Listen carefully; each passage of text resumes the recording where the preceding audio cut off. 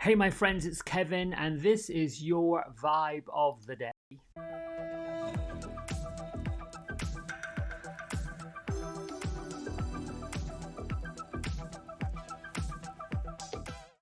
All right, wherever you are in the world, I wish you blessings, I wish you love, I wish you all the good things that I could possibly wish you. Let's get right to today's message. So, Paul the Venetian comes, and basically, what this card is telling us on this day is to experience grace. And what does grace mean? There's grace, there's gratitude, it's all connected to the same thing.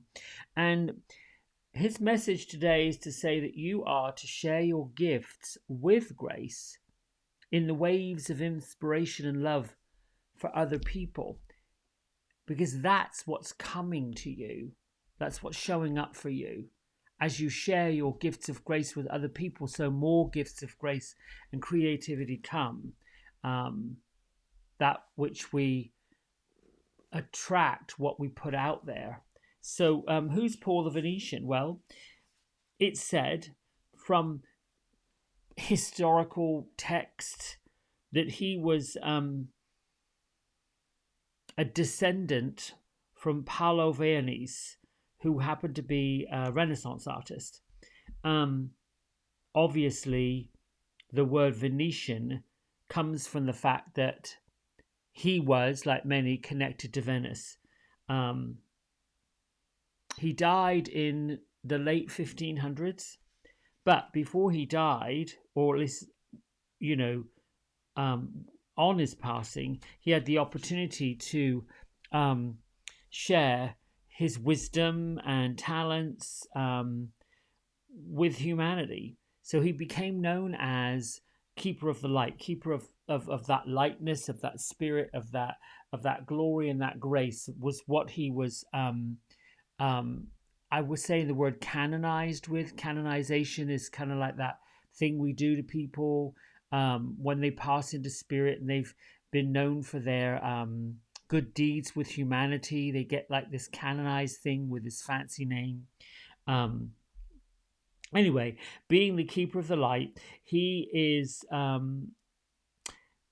his job, if you will, is to help everyone accept their God given, universal given talents and tune into the things that we are really good at, the things that we are really drawn to, and use those skills, um, which is really the love and the beauty within our souls. Use those skills and share it with other people. So, this is particularly good for artists, musicians, designers, or anyone else who sometimes struggles with creativity, the acceptance of creativity, even acknowledging that they've got creative skills. So, whatever thoughts and ideas you're having, just know that they're all being inspired by basically the universe, the divine God. And the ascended help of Paul the Venetian will help you and us and me and everyone channel, focus, and give us laser pointed um, connection to the gifts that we have.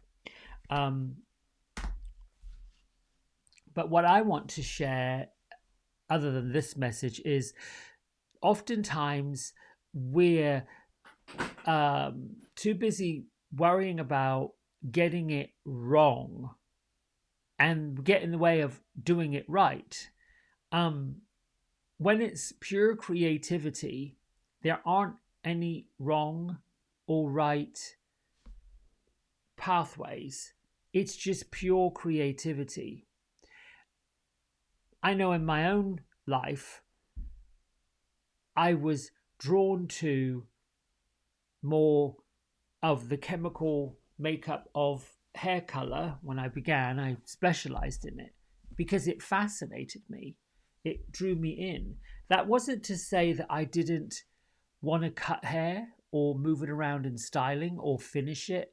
It just meant that for a period of my learning, I wanted to dig deeper into the specialization of the color, the chemicals of color. Now, I wasn't a good student of chemistry or a good student in scholarly ways at school at all. In fact, If I go back through some of my old school reports, and they are truly old, um, most of it would say I had a very difficult time um, concentrating or sitting still or being quiet. That to me is pure creativity.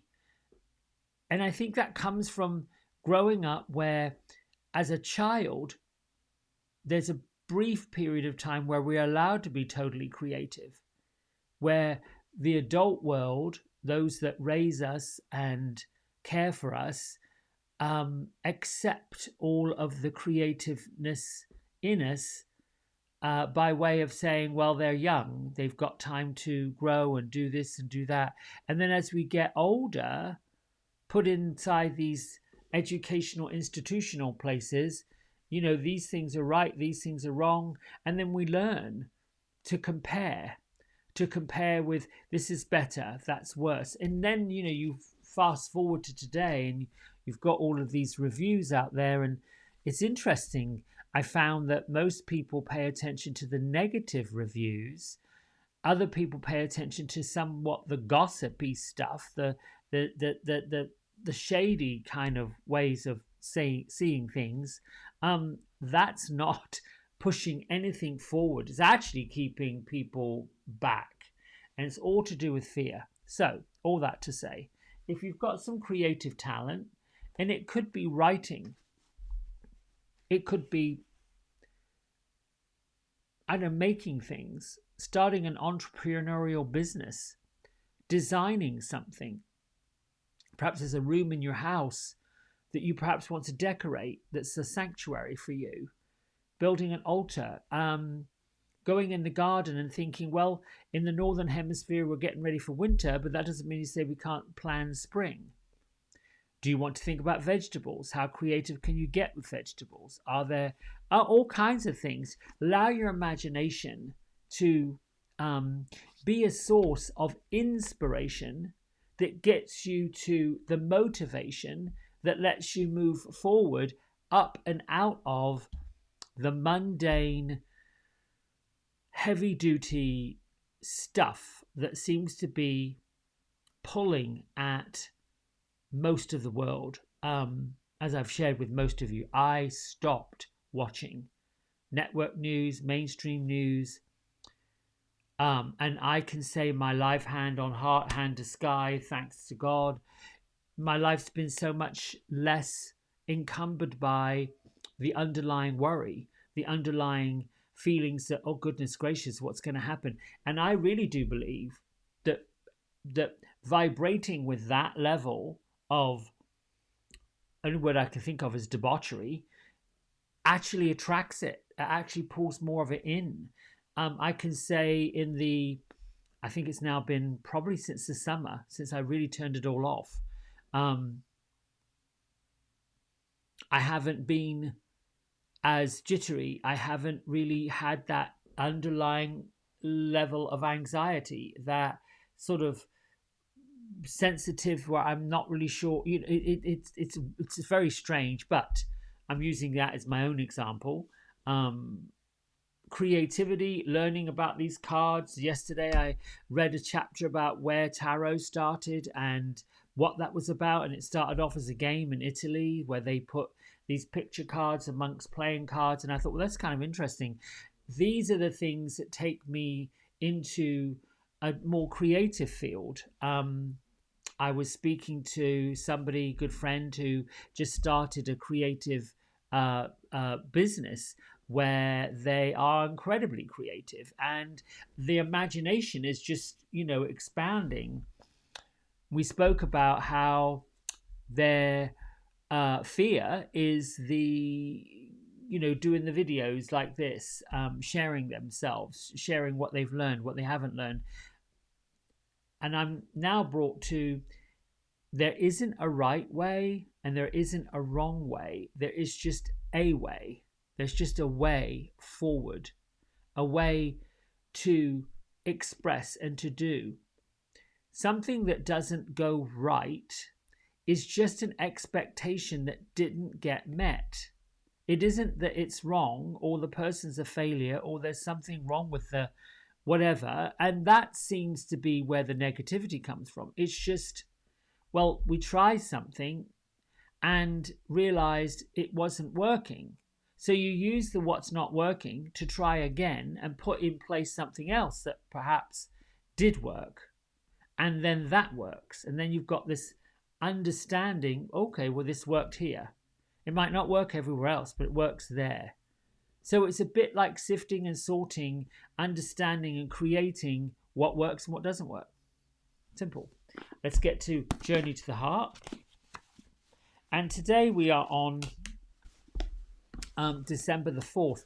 Incidentally, earlier this morning in the UK part of the world, in the Pacific, it was last night about 11, we had a total solar eclipse. And what I'm learning about eclipses is they can begin to be felt like a few weeks prior to happening, when it actually physically happens. But they can also be felt for a long time afterwards.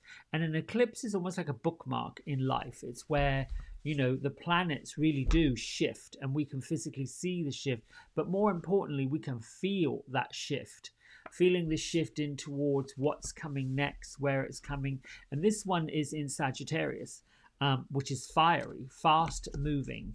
And of course, you know, Neptune is the planet that for the last 5 months has been retrograding. Now it's moving direct, and you know, Neptune is all about water, fluidity, flow, all kinds of things. So I'm not an astrologer. I'm just passing along what little bit of tidbits I picked up through listening, watching, and getting creative with, oh, let me see how that works.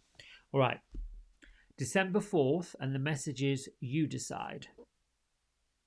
This is an old lesson, but it bears repeating and remembering. We don't have to let anyone control our lives, our choices, or our joy.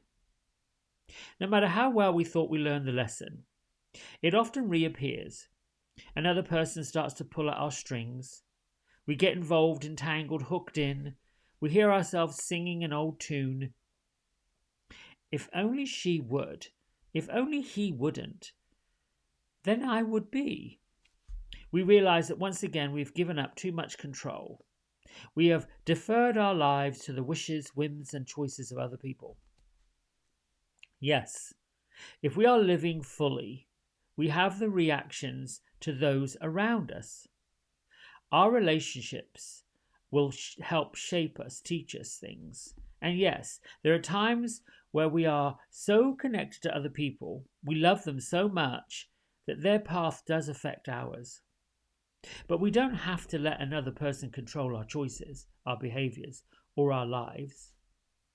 Maybe she will, maybe he won't. But what about you? What do you want? What course of action feels right for you, for your life? Do you want to assign responsibility for whether you take that course to do another? Do you really? Sometimes, no matter how much you love other people, it's time to let go. Time to let them walk their path. Time to realize that it's your responsibility to walk your own path. Go in love, go in peace, go in gentle power. You're responsible for your life. You are responsible for your choices. It doesn't matter what another person does, thinks about you or for you. You are still responsible for you. Take care of yourself and take it one step further. Love, nurture, honor, and respect yourself. Only you can decide what you're going to do. Only you can decide what you're going to do. I love this. It puts the power back in your lap. Now, I can hear people saying, literally, figuratively, yes, but, yes, but, yes, but, yes, but, yes, but, yes, but. Little nugget I learned several years ago. Take that 3-letter word, but, put it where it needs to be, underneath yourself, and change it to and. You know, a but stops it. and opens it. And if you want to learn more about that kind of languaging and how the linguistics, the way we speak, the way we completely alters how something shapes, how something goes. Yeah, I think that's good. This is all about you. And it's not selfish to be all about you. Sometimes when you are focusing on what you want, you can still love other people. They can still love you. They can still be around other people. And then you start to attract more independent people, more people that feel like, yeah, I get what you're saying, because they're okay, they're all fine and dandy, they're all good, they've got it. When you start mixing with people who get that they're on their path and they're owning it, they're honing it, they're grabbing it, they're doing it, you start to attract more of those folks. And then other folks who want to get what you've got kind of join in, and then you help them to hone in what they've got going on. All right, listen, until next time, lots of love, many blessings, and huge gratitude for you liking, subscribing, and passing the word. All right, bye.